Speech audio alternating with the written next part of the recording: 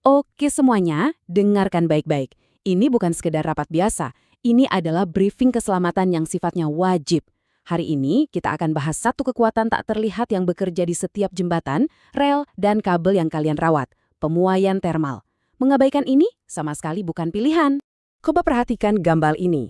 Ini bukan cuma rel kereta yang bengkok. Ini adalah potensi bencana besar, sebuah kegagalan fatal yang bisa memakan korban jiwa. Dan ini semua terjadi karena satu hal sepele, hukum fisika dasar diabaikan. Inilah akibatnya kalau pemuaian tidak kita antisipasi. Jadi, pertanyaan yang paling penting sekarang adalah untuk kalian semua. Sebagai orang yang bertanggung jawab di lapangan, gimana caranya kalian memastikan pemandangan mengerikan kayak gini nggak akan pernah terjadi di wilayah kerja kalian? Nah, jawabannya dimulai dari pemahaman. Baik, mari kita bedah masalahnya. Untuk mencegah bahaya, kita harus paham dulu apa penyebabnya. Kita akan kupas tuntas sains di balik kekuatan yang sanggup membengkokkan baja sekeras ini. Gampangnya begini, pemuaian termal itu artinya ukuran benda bertambah kalau suhunya naik. Dipanaskan, dia melar. Didinginkan, dia menyusut. Simpel kan? Prinsip ini berlaku untuk hampir semua material yang kita gunakan. Nah, ini dia yang terjadi di tingkat molekular. Coba bayangkan waktu sebuah benda dipanaskan, molekul-molekul di dalamnya itu jadi superaktif. Mereka bergetar lebih cepat, lebih kencang, dan saling mendorong satu sama lain. Akibatnya, ya seluruh struktur itu, entah itu balok baja atau kabel, ukurannya jadi membesar. Dan ini bukan cuma teori di buku loh. Kalian lihat ini tiap hari. Rel kereta yang kelihatannya makin panjang di siang hari bolong. Kabel listrik yang tadinya kencang jadi agak kendor. Sambungan jembatan baja, bahkan lempengan beton di jalanan. Semua ini adalah bukti nyata pemuaian panjang yang harus selalu kita perhitungkan. Oke, kita udah tahu kenapanya, sekarang kita bahas bagaimananya. Gimana cara kita mengukur dan memprediksi kekuatan ini? Jawabannya ada di sebuah rumus. Dan ini bukan pelajaran matematika, ini adalah alat kerja profesional kalian. Nah, ini dia rumusnya.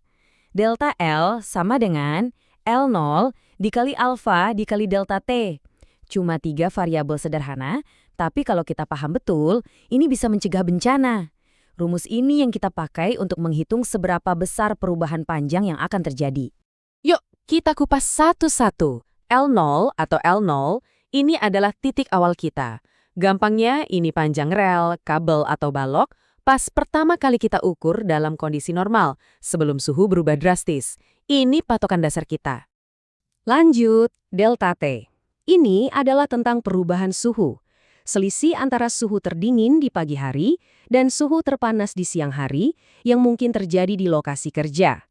Variabel inilah yang mewakili kondisi cuaca di lapangan. Dan yang terakhir, alfa. Anggap saja ini semacam sifat bawaan material. Setiap bahan itu punya reaksi yang beda-beda terhadap panas. Baja, melarnya beda sama aluminium. Dan keduanya beda lagi sama beton. Angka alfa inilah yang memberitahu kita karakteristik unik tiap material.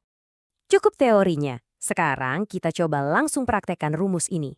Kita lihat gimana alat ini bekerja dalam skenario yang benar-benar bisa kalian hadapi di lapangan. Kasusnya begini, kita punya sebatang baja, panjang awalnya 2 meter. Suhu di lokasi naik nih, dari 40 derajat jadi 70 derajat Celcius. Pertanyaannya simpel, seberapa jauh baja itu akan memanjang?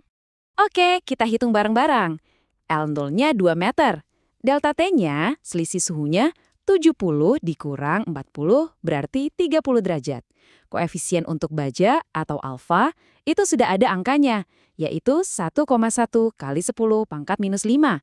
Kita kalikan semuanya, hasilnya perubahan panjangnya adalah 0,00066 meter.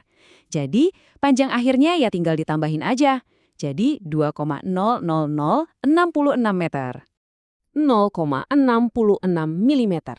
Kedengarannya kecil banget ya, kayak nggak ada artinya. Tapi, nah ini dia poinnya.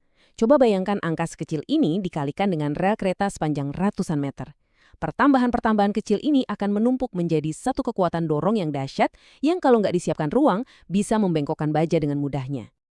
Oh ya, dan perlu diingat, pemuaian ini nggak cuma soal panjang doang. Benda itu kan 3 dimensi, jadi dia nggak cuma melar ke satu arah, tapi juga melebar dan volumenya ikut bertambah. Ini penting untuk komponen seperti pelat baja atau pondasi beton. Tabel ini merangkum semuanya dengan jelas. Logikanya sama persis. Untuk menghitung pertambahan luas, kita pakai koefisien beta, yang nilainya itu gampangnya 2 kali alfa. Kalau untuk volume, kita pakai gamma, yang nilainya sekitar 3 kali alfa. Intinya, pemuaian itu terjadi ke segala arah. Sekarang kita sampai di bagian paling penting dari semua ini. Ini bukan lagi soal fisika.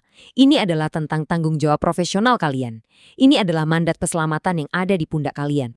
Jadi, lain kali kalian melihat ada celah di antara sambungan rel seperti ini, jangan pernah berpikir itu adalah sebuah kesalahan atau cacat pemasangan. Justru sebaliknya, celah itu sengaja dibuat. Itu adalah ruang bernafas yang kita sediakan agar baja bisa memuai dengan aman tanpa merusak struktur. Tolong ingat ini baik-baik. Kita nggak bisa berdebat dengan hukum fisika. Kita nggak bisa nawar. Standar keselamatan yang ada itu bukan dibuat tanpa alasan. Standar seperti celah pemuaian itu ada karena perhitungan yang matang. Dan tujuannya hanya satu, melindungi nyawa. Saya akan akhiri briefing ini dengan satu pertanyaan untuk kalian renungkan. Setelah tahu tentang kekuatan ini, besok pagi saat kalian mulai bekerja, pemeriksaan apa yang akan kalian lakukan secara berbeda? Pikirkan itu baik-baik. Keselamatan ada di tangan kalian. Briefing selesai.